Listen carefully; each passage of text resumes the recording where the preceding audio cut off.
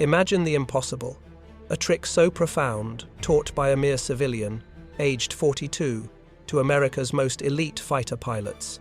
A secret that wasn't just about engines, it changed the very course of a war. The year was 1944. High above the vast, unforgiving Pacific, something far more precious than ammunition was running critically low. Fuel. P-38 Lightning pilots, pushing their machines to the absolute limit, were returning with tanks bone dry, often holding their breath, praying to make it home. Everything they'd been taught as safe was merely a boundary, a limitation. Until that civilian genius arrived. He didn't just break the rulebook, he rewrote the very laws of physics. He uncovered a formula so groundbreaking, it erased the word impossible from their vocabulary. A simple adjustment to engine settings. And he boosted the P-38's combat range by an astonishing 31%. This wasn't just a technical footnote in history. This was about pilots living to fight another day, reaching targets previously considered unreachable, saving countless lives, and turning the tide at the war's most critical moments. It challenged everything they knew, a feat of both emotional ingenuity and mechanical marvel. But the real question remains. Why would a formidable military force heed the advice of a civilian, especially one with such a controversial past? And how did one man acquire such an impossible mastery? The gateway to this revolutionary knowledge was, in fact, opened much earlier, far across another ocean. Now, join us as we delve deep into this incredible true story and uncover how one civilian's audacious brilliance made America's premier fighter, the P-38 Lightning, virtually untouchable. June 26, 1944. Hollandia Air Base, Dutch New Guinea. The checkers game sat unfinished as Lieutenant Colonel Charles MacDonald looked up from the board. The man standing at his screen door had just introduced himself, but the name hadn't fully registered. MacDonald was focused on his game with Lieutenant Colonel Merrill Smith, Satan's Angels operations officer. The civilian repeated his introduction with a quiet confidence that made MacDonald pause. Charles Lindbergh. The Charles Lindbergh. America's most famous aviator was standing in a makeshift recreation hall thousands of miles from home, asking permission to discuss P-38 combat operations. What neither man knew in that moment was that this interruption would revolutionize long-range fighter operations in the Pacific Theater. The techniques Lindbergh would teach over the next 6 weeks would extend the combat radius of the Lockheed P-38 Lightning by nearly 400 miles, transforming what pilots considered impossible into standard operating procedure. The story of how a civilian consultant doubled America's premier twin-engine fighter range is not merely a technical tale. It is a narrative of institutional resistance overcome by irrefutable evidence, of pilots learning to trust mathematics over instinct, and of one man's specialized mastery of fuel efficiency changing the course of aerial warfare in the Pacific. The mathematics of extended range were being written not in engineering manuals, but in the daily experience of pilots who would learn that everything they had been taught about engine management was incomplete. The impossible was about to become routine, and the teacher was a 42-year-old civilian who hadn't flown a P-38 until 3 days earlier. The path to that screen door in Hollandia began 17 years earlier over the Atlantic Ocean. On May 20th through 21st, 1927, Charles Augustus Lindbergh had transformed aviation forever by flying 3,600 miles from New York to Paris alone in 33.5 hours. The Ryan NYP monoplane he flew, Spirit of St. Louis, carried 450 gallons of fuel in tanks so large they blocked forward vision. Lindbergh had navigated by periscope and dead reckoning, managing fuel consumption with a precision that would have seemed paranoid to other pilots of that era. He landed at Le Bourget Field with 85 gallons remaining, having achieved fuel economy that experts had considered impossible for a Wright Whirlwind radial engine. That meticulous attention to fuel management became Lindbergh's defining technical expertise. Throughout the 1930s, as he conducted survey flights for Pan American Airways across the Pacific and Atlantic, Lindbergh refined techniques that extended range far beyond manufacturer specifications. He understood that published range figures represented averages, not limits. Every engine had an optimal operating envelope where power output, fuel consumption, and mechanical stress reached perfect balance. Finding that envelope required understanding the relationship between manifold pressure, propeller RPM, mixture settings, and indicated airspeed in ways that went far beyond standard training. By 1944, Lindbergh had become one of the world's foremost experts on long-range flight, but his relationship with the United States military was complicated by his pre-war isolationism. He had argued passionately against American involvement in European conflicts, leading the America First Committee and earning him the enmity of President Franklin Roosevelt. On April 29, 1941, after Roosevelt publicly compared him to Civil War Confederate sympathizer Clement Vallandigham, Lindbergh resigned his Air Corps Reserve Colonel's commission. When Pearl Harbor forced America into war, Lindbergh attempted to rejoin the Army Air Corps. Roosevelt personally ensured Lindbergh would not wear an American military uniform again during the war, but expertise finds a way. Unable to serve as a military officer, Lindbergh became a civilian technical consultant for aircraft manufacturers. He joined United Aircraft Corporation in 1943, working extensively with their Chance Vought division, producers of the F-4U Corsair. He spent time at Ford's Willow Run plant troubleshooting B-24 Liberator production problems. He flew dangerous high-altitude test flights in P-47 Thunderbolts for engine performance analysis. He helped develop dive-bombing techniques for the Corsair. His technical contributions were enormous, but Lindbergh hungered for combat. By early 1944, he saw an opportunity. United Aircraft wanted to study the feasibility of a new twin-engine fighter. The only American representative of that category was the Lockheed P-38 Lightning. Lindbergh convinced United Aircraft to send him to the Pacific Theater as a technical representative to observe P-38 operations under combat conditions. On April 3, 1944, Lindbergh prepared for deployment to the South Pacific. He visited Brooks Brothers in New York to purchase a naval officer's uniform without insignia. At Brentano's bookstore, he bought a small New Testament, writing in his journal that day, "Since I can only carry one book, and a very small one, that is my choice. It would not have been a decade ago, but the more I learn and the more I read, the less competition it has." He left San Diego on April 24th, officially bound for Marine Corps aviation bases in the South Pacific area around Guadalcanal. The trip was authorized by the Navy Department but kept secret from the White House. Neither President Roosevelt nor even Secretary of the Navy Frank Knox knew Lindbergh was headed to the war zone. What began as an observation assignment became something more when Marine Corps aviation officers invited Lindbergh to fly as an observer on combat missions. On May 21, 1944, Lindbergh flew his first combat sortie, a strafing run with Marine Fighting Squadron 222 near the Japanese garrison at Rabaul. The Marines called it observation. Lindbergh flew with his guns hot, engaging targets when opportunity presented. He quickly demonstrated practical expertise that went beyond theory. Working with Corsair pilots, he showed them how to safely take off with bomb loads double the F-4U's rated capacity. The Marines had been losing aircraft to overweight accidents.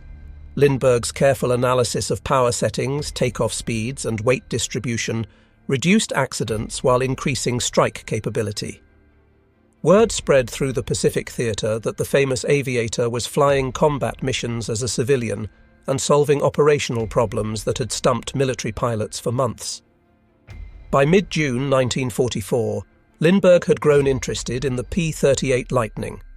United Aircraft's interest in twin-engine fighters was genuine, but Lindbergh had also heard that the 475th Fighter Group, Satan's Angels, was one of the hottest Lightning outfits in the Pacific. If he wanted to learn about the P-38, that was the place to go. On June 15, 1944, Lindbergh hitched a flight to Finschhafen, New Guinea. he announced his presence to 5th Air Force Headquarters at Nadsab, where Colonel Marion Cooper lunched with him. On Sunday evening, June 18th, Lindbergh dined with General Ennis Whitehead, discussing New Guinea developments and his plans to observe P-38 operations. The authorization was informal, unofficial, and insufficient by strict military standards. But in the fluid command structure of the Southwest Pacific Theater, personal connections and demonstrated competence often mattered more than paperwork.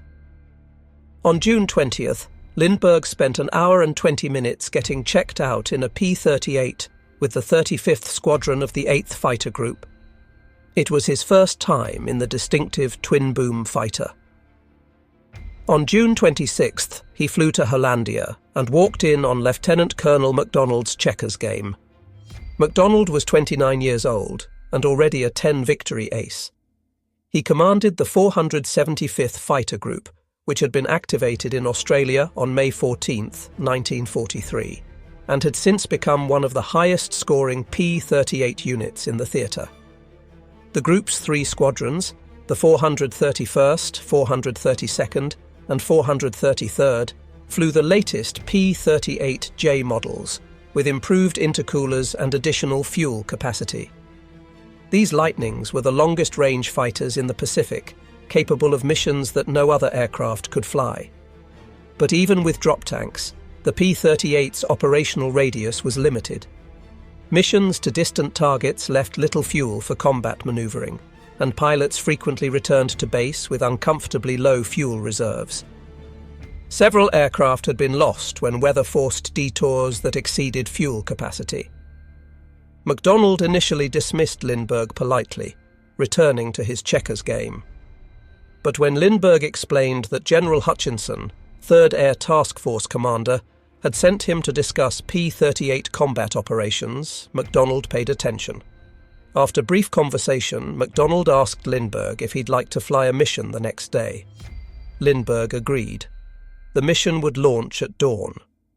Rather than return to headquarters, MacDonald suggested Lindbergh stay at the 475th camp to eliminate transportation problems. As Lindbergh settled into the spare cot, word spread rapidly through the unit. Charles Lindbergh was flying with Satan's Angels. The reaction among pilots was mixed. Lieutenant John Purdy of the 433rd Squadron looked forward to meeting the legendary aviator. Others were skeptical. Some questioned whether a 42-year-old civilian, famous or not, could handle modern combat. Major Thomas Maguire, already a 15-victory ace who would finish the war as America's second highest-scoring fighter pilot with 38 confirmed kills, wanted to see what the old guy could do. On the morning of June 27, 1944, Lindbergh prepared for his first P-38 combat mission. The weather was poor, rain falling steadily at 05:30 hours. By 10:30, when the flight finally took off, conditions had improved. MacDonald led 4 aircraft toward Jeffman Island and Samat Airfield, regular targets for the 475th. Lindbergh flew as Blue 3 on Maguire's wing. The other aircraft was piloted by Merrill Smith, already an 8-victory ace. MacDonald watched Lindbergh slip into perfect formation on Maguire's wing. For someone who had checked out in the P-38 only days earlier, his formation flying was flawless. The mission involved strafing an enemy barge in Caibos Bay.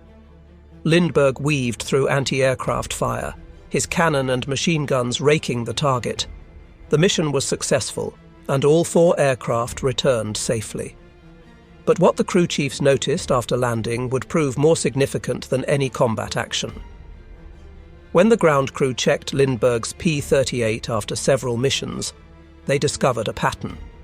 His aircraft consistently returned with substantially more fuel remaining than other pilots flying identical missions. After a 6.5-hour armed reconnaissance mission on July 1st to enemy airstrips along Geelvink Bay's western shore, Lindbergh landed with 210 gallons of fuel remaining. Other pilots from the same mission returned with fuel gauges showing near-empty tanks. On July 3rd, the group escorted 16 B-25 bombers on a strike against Jeffman Island. After the attack, the Lightnings went barge hunting. Within an hour, 2 pilots reported dwindling fuel and broke off for home. Lindbergh continued the mission, his fuel gauges showing comfortable reserves. MacDonald noticed the discrepancy and called a meeting. 2 days after Lindbergh's arrival, the colonel gathered the 475th's pilots in their recreation hall. The facility was crude, packed dirt floors beneath a palm-thatched roof, 1 ping-pong table and some decks of cards completing the furnishings. Under glaring, unshaded light bulbs, MacDonald got to business. He introduced Lindbergh formally and asked him to explain how he consistently returned with more fuel than any other pilot in the group. What happened next would change P-38 operations throughout the Pacific Theater. Lindbergh stood before the assembled pilots and explained cruise control techniques he had worked out for the Lightning. The standard operating procedure taught to all P-38 pilots called for cruising at 2,200 to 2,400 RPM, with mixture set to auto-rich. This setting provided good power and was considered safe for the engines, but it was also wasteful.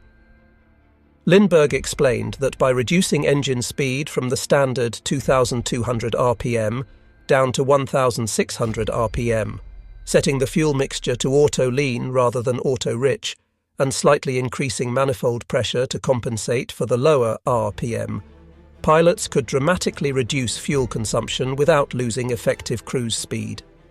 The specific settings he recommended were 1,600 RPM at 30 inches of mercury manifold pressure, with mixture set to auto-lean and indicated airspeed of 185 miles per hour. These settings reduced fuel consumption to approximately 70 gallons per hour, achieving about 2.6 miles per gallon. Compared to standard cruise settings consuming significantly more fuel, the savings were enormous. Lindbergh predicted these techniques would stretch the Lightning's radius by 400 miles, enabling 9-hour missions. When he concluded his presentation half an hour later, the room fell silent. The pilots mulled over several uncomfortable thoughts. The notion of a 9-hour flight did not sit well with men who already found 7-hour missions punishing. The P-38 cockpit was cramped. Pilots sat on their parachutes, with an emergency raft and oar beneath that. Their survival suits were uncomfortable. 7 hours in that cockpit was already pushing human endurance limits. 9 hours seemed inconceivable. More troubling was Lindbergh's recommendation to run engines at settings they had been specifically taught to avoid. The combination of low RPM and high manifold pressure was called running oversquare. Military flight training emphasized that oversquare operation would damage engines. The resulting detonation would cause cylinder heads to overheat, leading to catastrophic engine failure. Pilots were taught that if manifold pressure exceeded RPM by more than a few inches, they risked blowing up their engines. Now, this civilian was suggesting they should routinely operate their engines in a condition they had been warned was dangerous. The skepticism in the room was palpable. Several pilots exchanged glances. Some shook their heads. One pilot openly called Lindbergh's technique dangerous. But MacDonald understood something important. Lindbergh was not speaking from theory. He had flown combat missions using these settings. His P-38 had not suffered engine problems. His aircraft had returned repeatedly with fuel reserves that gave operational flexibility other pilots lacked. The colonel decided to put the technique to a practical test. If it worked, the 475th would have a decisive operational advantage. If it failed, they would know quickly enough. Over the next week, pilots began cautiously experimenting with Lindbergh's cruise settings. The initial flights were short, allowing pilots to return to base quickly if engines showed signs of distress. The first pilots to try the technique reported nervously that their engines sounded different at the lower RPM. The deep rumble of the Allison V1710 engines changed character. But temperature gauges remained normal. Oil pressure stayed within acceptable ranges. Cylinder head temperatures, the critical indicator of detonation, actually ran cooler than at higher RPM settings. As confidence grew, pilots began using Lindbergh's techniques on longer missions. The fuel savings were undeniable. Missions that had required immediate return after target strikes could now include extended combat air patrol. Flights that had forced pilots to carefully monitor fuel consumption now ended with comfortable reserves. The P-38's effective combat radius, previously about 570 miles, extended to 700 miles, then 750 miles. Pilots discovered they could reach targets that had been considered beyond the Lightning's capability, fight for 15 minutes over the target area, and still return with a 1-hour fuel reserve. The transformation was revolutionary. The skepticism evaporated as mission after mission proved the technique's effectiveness. Lindbergh flew regularly with the 475th, accumulating combat hours and teaching by example. He led flights, demonstrating that the civilian observer could handle combat as well as any military pilot. On missions he led, his call sign was simple: Mr. Lindbergh. Lindbergh explained the physics behind the technique in ways that helped pilots understand why it worked. Aircraft engines produce power by burning fuel to create pressure that drives pistons. The amount of fuel burned per unit time determines fuel consumption. The goal is to maximize efficiency, producing the most power for the least fuel. Traditional high RPM cruise settings produced plenty of power, but wasted fuel because the engine cycled rapidly, burning fuel unnecessarily. By reducing RPM and increasing manifold pressure, the same power could be produced with fewer combustion cycles, each using fuel more efficiently. The lean mixture setting further improved efficiency by providing just enough fuel for complete combustion, eliminating the excess used in auto-rich mode for engine cooling at high power settings.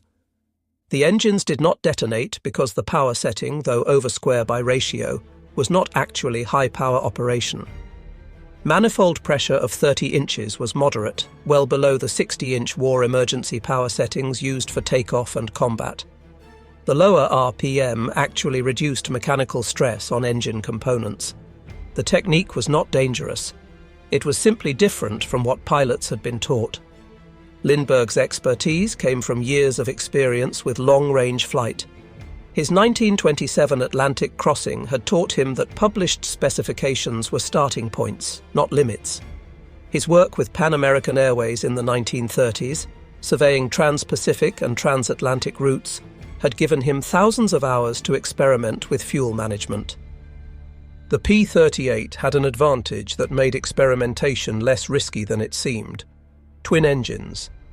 If one engine suffered damage from the experimental cruise technique, the other engine could bring the pilot home. Over the vast Pacific, where mechanical failure meant death by drowning or capture by the Japanese, most pilots in single-engine fighters flew conservatively. But the P-38's redundancy created a margin for safely exploring the envelope, and Lindbergh knew from the supply situation that the risk was acceptable. Allison was shipping spare V-1710 engines and parts to the Pacific in generous quantities. If an engine needed replacement after experimental operation, ground crews could install a fresh power plant quickly. The operational advantage of extended range justified accepting a small risk of increased engine wear. The calculation proved correct. No P-38 engines failed due to Lindbergh's cruise techniques. By late July 1944, Lindbergh's cruise control techniques were spreading throughout 5th Air Force P-38 units. The 475th Fighter Group's success was impossible to ignore. Word spread to other squadrons. Pilots talked. Ground crews compared fuel consumption data. Other commanders wanted the same operational advantage Satan's Angels now enjoyed. Lindbergh gave additional presentations to pilots from other units. He explained the technique patiently, answering technical questions, addressing concerns about engine safety. The adoption was not immediate or universal, but it was steady. July 28, 1944, brought Lindbergh's most dramatic moment with the 475th. The mission was a bomber escort to the Seram area, flying with the 433rd Squadron. Lindbergh flew as Blue 3 in a 4-ship flight. Over El Paputi Bay, Blue Flight encountered enemy aircraft.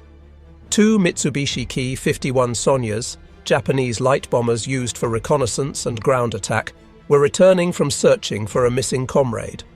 The Sonyas belonged to the 73rd Independent Flying Chutai.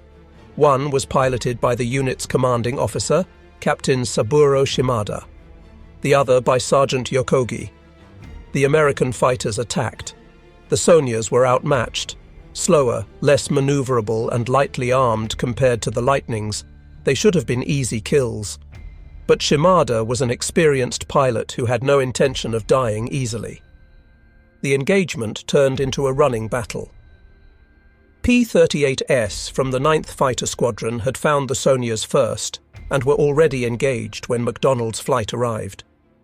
Shimada's wingman, Sergeant Yokogi, was hit by cannon fire from Lieutenant Wade Lewis. The Sonya's left wing caught fire. As the enemy aircraft straightened out to run, Lieutenant J.C. Haslip slipped behind and fired a long burst. The stricken Sonya trailed smoke and dove into the sea. Shimada's Sonya continued the fight. For 30 minutes, the Japanese captain outmaneuvered multiple attacking P-38's. He threw his aircraft into violent banks, wingtips streaming condensation as he racked the Sonya through maximum rate turns. P-38 pilots tried pulling lead on the target, but couldn't hold the aim point. The slower Japanese aircraft could turn inside the faster American fighters. Captain Danforth Miller, MacDonald's wingman, managed to briefly get the Sonya in his gun sight, but lost track as Shimada completed a hard left turn. Miller's tracers fell 80 feet behind. Then Shimada did something unexpected. Rather than continuing evasive maneuvers, he turned directly toward the approaching Lindbergh. The two aircraft flew at each other head-on at a closing speed of nearly 500 miles per hour. For Lindbergh, a man who had flown thousands of hours but never faced an enemy aircraft trying to kill him, the moment crystallized with terrible clarity. Shimada held his course. Whether attempting a ramming attack or simply hoping to exchange fire head-on, the Japanese captain committed to a collision course. Lindbergh instinctively sighted on the Sonya's radial engine and pressed his trigger. The P-38's armament, one 20mm cannon and four 50 caliber machine guns concentrated in the nose, erupted. For 6 seconds, Lindbergh held the trigger down. Bullets and shells slammed into the front of the Sonya. The Mitsubishi's propeller visibly slowed. Smoke poured from the engine. But Shimada held his course. At the last moment, Lindbergh pulled up violently, his P-38 passing over the damaged Sonya with feet to spare. Shimada's aircraft went into a steep dive. Other P-38's fired additional bursts. The Sonya continued diving, trailing smoke, until it hit the ocean at high speed. A fountain of white spray marked the impact. Foam spread in concentric circles on the water's surface. Then the waves merged back into the sea. The surface was as it had been before. Captain Saburo Shimada and his observer were dead. Back at base, the kill credit was discussed. Multiple pilots had hit the Sonya. MacDonald, Miller and Lindbergh had all scored hits. But it was Lindbergh's head-on burst that had mortally wounded the aircraft, slowing the propeller and starting the fatal dive. Unofficially, the pilots agreed. Lindbergh had scored his first and only kill. The victory was not entered in the 475th official war record. Lindbergh was a civilian. His participation in combat was already irregular. Recording an official kill would raise questions that might end his time with the unit. 3 days later, on August 1st, Lindbergh nearly died. The mission was a fighter sweep to the Palau Islands. The flight encountered Japanese Zeros. In the ensuing dogfight, Lindbergh found himself in a turning fight with a Zero pilot who very nearly shot him down. Only MacDonald's intervention, calling, "Break right," and then engaging the Zero himself, saved Lindbergh's life. The close call convinced 5th Air Force Headquarters that enough was enough. Lindbergh had proven his techniques worked. He had flown approximately 50 combat missions across all his Pacific service, including about 25 P-38 missions with the 475. He had shot down an enemy aircraft. He had nearly been killed. It was time to return him to the United States before something went irreversibly wrong. On August 12, 1944, Lindbergh left Hollandia to return home. The pilots of the 475th Fighter Group gathered to see him off. Their respect for the civilian technical representative was genuine. He had not just taught them techniques that extended their combat radius. He had flown with them, fought with them, and proven himself in conditions where rank and fame meant nothing.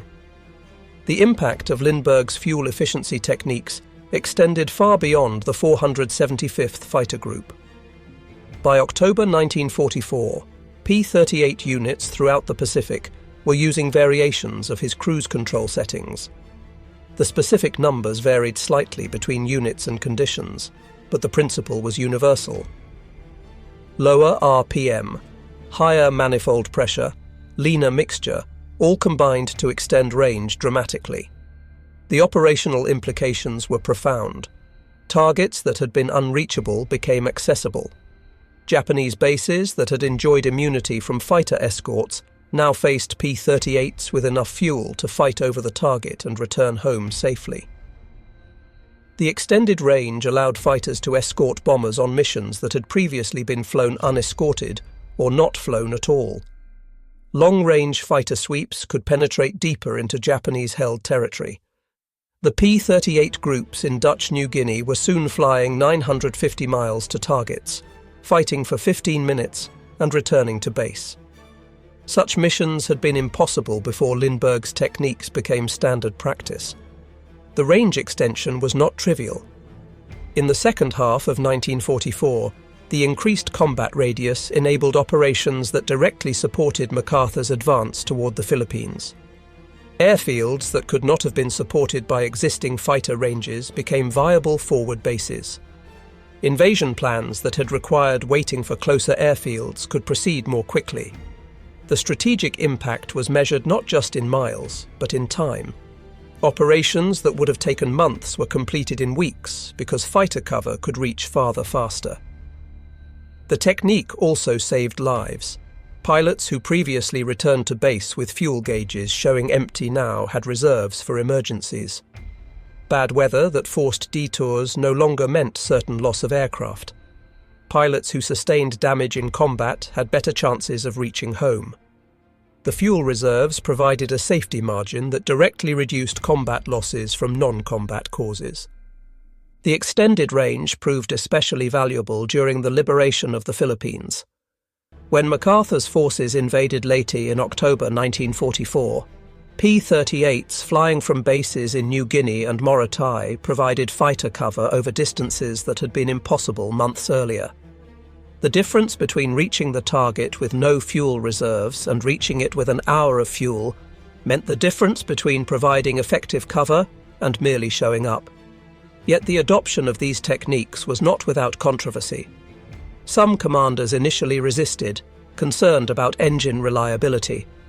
Some pilots remained skeptical, trusting their training more than a civilian's advice. Some maintenance officers worried about increased wear on engines, but the evidence was undeniable. Units using Lindbergh's techniques reported no increase in engine failures. Fuel consumption data showed dramatic improvements. Mission reports documented successful operations that had been impossible before.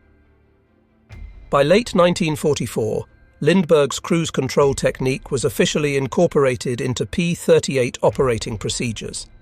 What had begun as a civilian technical representative's observation had become standard doctrine.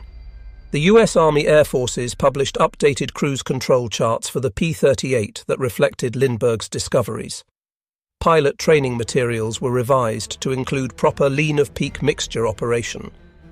The broader story of Lindbergh's Pacific service reveals a man driven by complex motivations. His pre-war isolationism had made him a controversial figure. His comments about aviation technology in Nazi Germany had earned him accusations of Nazi sympathy. His public opposition to American entry into World War II had destroyed his relationship with President Roosevelt. When war came, Lindbergh found himself a pariah, despite being one of America's most accomplished aviators. But in the Pacific theater, far from Washington politics, Lindbergh found redemption through technical competence. The Marine and Army Air Force pilots who flew with him judged him not on political positions, but on flying skill and courage.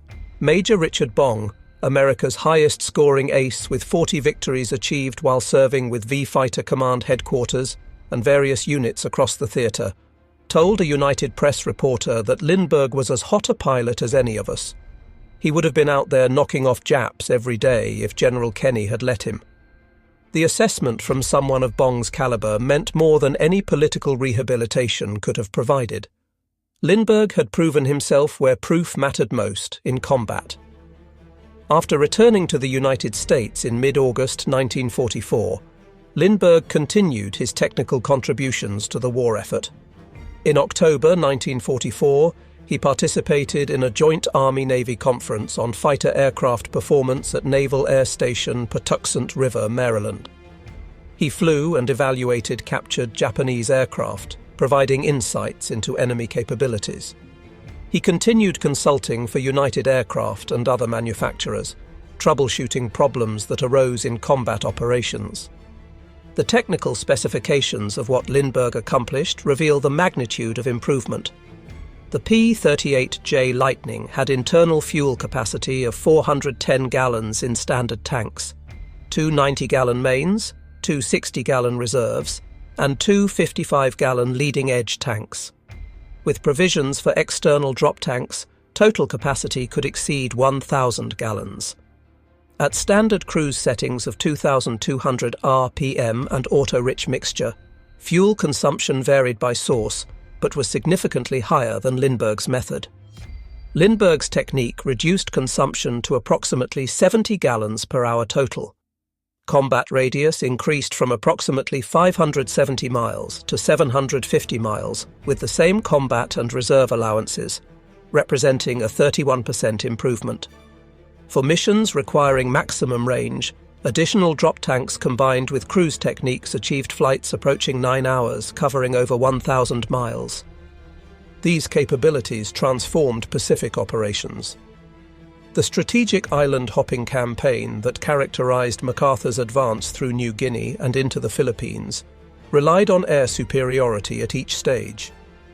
Fighter range determined which islands could be bypassed and which required direct assault to provide airfields. By extending fighter range, Lindbergh's techniques allowed bolder operational planning. Islands that would have required costly amphibious assaults could be bypassed because fighters could reach targets from more distant bases. Some historians have incorrectly attributed Lindbergh's range extension techniques to the April 1943 mission that intercepted and shot down Japanese Admiral Isoroku Yamamoto's transport aircraft. That mission, flown by P-38's from the 339th Fighter Squadron based at Guadalcanal, did push the Lightning's range limits. But Lindbergh had nothing to do with it. He did not arrive in the Pacific theatre until more than a year later. What Lindbergh contributed was making such extreme-range missions routine rather than exceptional. The human element of Lindbergh's achievement deserves emphasis. He was 42 years old when he deployed to the Pacific, flying combat missions against pilots 20 years younger. The physical demands of high-G maneuvering, the stress of combat, the discomfort of 7 to 9 hour flights in a cramped cockpit all took their toll. But Lindbergh never asked for special treatment. He flew the same missions, faced the same dangers, and followed the same procedures as the young lieutenants and captains who made up the bulk of the 475th. His willingness to prove his techniques through personal demonstration was crucial to their acceptance. If he had simply lectured about fuel management from the safety of headquarters, pilots would have dismissed him as another theorist who didn't understand combat realities. By flying missions and consistently proving his techniques worked, he earned credibility that no amount of rank or fame could have provided. The psychological impact of Lindbergh's success extended beyond fuel management.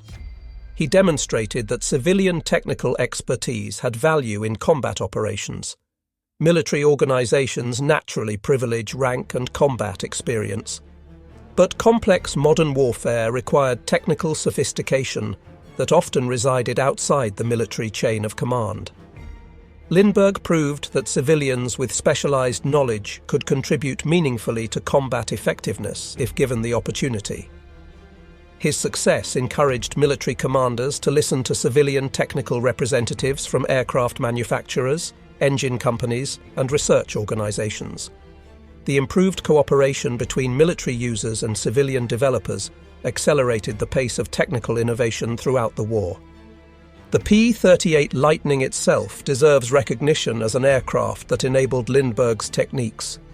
The twin-engine configuration provided the redundancy that made experimentation safer.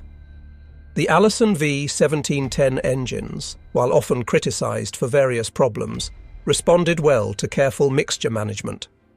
The P-38's fuel system, with its multiple tanks and transfer pumps, allowed pilots to manage fuel carefully. The aircraft's stability made it suitable for long-duration cruise flight. By late 1944 and early 1945, the P-38 was being replaced in some theaters by the P-51 Mustang, which offered better performance at high altitude and longer range with the same fuel load. But in the Pacific, the P-38 remained valuable throughout the war. Its twin engines provided safety over water. Its heavy armament delivered devastating firepower. Its maneuverability at low to medium altitudes suited Pacific combat conditions. And its range, especially when flown using Lindbergh's techniques, remained exceptional. The final statistics tell the story.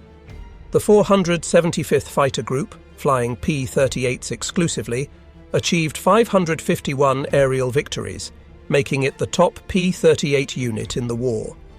America's second-highest scoring ace, Major Thomas Maguire, with 38 victories, flew P-38s with the 475. The aircraft's combination of range, firepower, and reliability made it the dominant fighter in the theatre. And the extended range Lindbergh's techniques provided enhanced every aspect of P-38 operations. Missions could reach farther, fight longer, and return safer. The cumulative impact over thousands of sorties and hundreds of thousands of flight hours was immeasurable but real. The story also highlights the sometimes uncomfortable relationship between expertise and institutions. Lindbergh's pre-war political positions had made him unwelcome in official military service. President Roosevelt's personal animosity prevented Lindbergh from serving in uniform. Yet the Army Air Force needed exactly the expertise Lindbergh possessed. The solution, unofficial civilian status with informal authorization to participate in combat, was irregular and would likely violate modern regulations. But it worked. Institutional rigidity gave way to operational pragmatism. The result benefited the war effort immeasurably. The men who flew with Lindbergh in 1944 never forgot what he taught them. In interviews conducted decades later, former 475th pilots spoke with respect about the civilian who had flown as their equal and taught them to fly farther than they thought possible. Colonel Warren Lewis, who commanded the 432nd Squadron, recalled Lindbergh's fuel-saving settings precisely decades later. The specifics varied slightly in different accounts, reflecting adaptation to different conditions and aircraft models. But the principle was universal and the results undeniable. Charles Augustus Lindbergh died on August 26, 1974, at age 72 from lymphoma at his home in Kipahulu, Maui. He had secretly left Columbia Presbyterian Medical Center in New York on August 17th, arriving in Maui just 1 week before his death. He was buried about 3 hours after death in a simple handmade coffin built by Hawaiian ranch cowboys, wearing work clothes, in a grave 30 feet deep, lined with lava rock and black beach pebbles at Palapala Ho'omau Church Cemetery. Only 15 people attended. The grave marker is a simple concrete slab with the epitaph from Psalm 139. "If I take the wings of the morning and dwell in the uttermost parts of the sea." His wartime journals, published in 1970, provided detailed accounts of his Pacific service, including his time with the 475th. The legacy of Lindbergh's Pacific service extends beyond the specific techniques he taught. He demonstrated principles that remain relevant. Technical expertise matters in combat operations. Civilian specialists can contribute meaningfully if given opportunity. Institutional procedures should be questioned and improved when evidence supports change. Personal demonstration is more persuasive than abstract argument. And perhaps most importantly, there is always room for improvement, even in systems that seem fully developed. In the final analysis, Lindbergh's achievement in the Pacific represents a unique intersection of specialized expertise and operational necessity. The Pacific theater demanded extreme range from fighters. Existing procedures limited range below what the aircraft was technically capable of achieving. Lindbergh possessed unique knowledge in fuel management from his focus on efficiency spanning decades. He had the opportunity to apply that expertise in combat conditions where results could be measured objectively. He had the courage to demonstrate his techniques personally, risking his life to prove his theories. And he had the approach to work with pilots as an equal rather than demanding recognition for his fame. The story of German prisoners of war witnessing American industrial might showed psychological transformation through overwhelming material evidence. Lindbergh's story shows technical transformation through demonstrated expertise. Both reveal that sometimes the greatest victories come not through force, but through knowledge applied with precision and proven through example.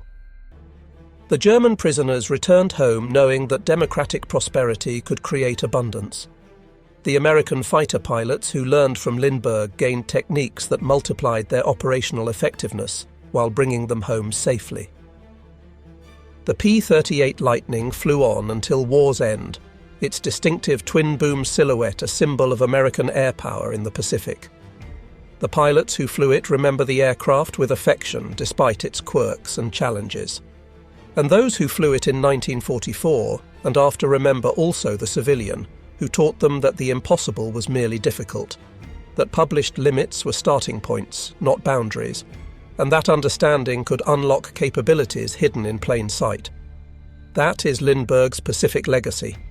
Not the combat victories or the missions flown, but the knowledge shared and the techniques taught. He came as an observer and left as a teacher. He arrived as a celebrity and departed as a comrade. And he transformed an aircraft's capabilities through nothing more than understanding how it truly worked, and having the courage to prove better methods existed. The pilots of Satan's Angels knew what Lindbergh had given them. They flew farther, fought longer, and returned safer because of knowledge shared freely by a civilian who understood fuel efficiency better than anyone else in the Pacific.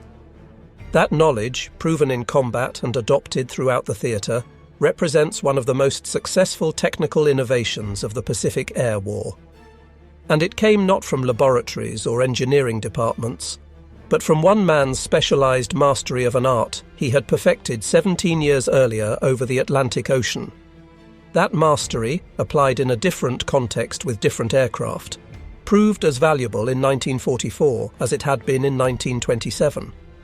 The principle remained constant: understanding the aircraft completely, managing resources precisely, and never accepting that published limits were real limits. Lindbergh lived that principle. And for 6 weeks in the summer of 1944, he taught it to some of the finest fighter pilots in the Pacific, who in turn taught it to others, spreading knowledge that changed how America fought the air war in the Pacific.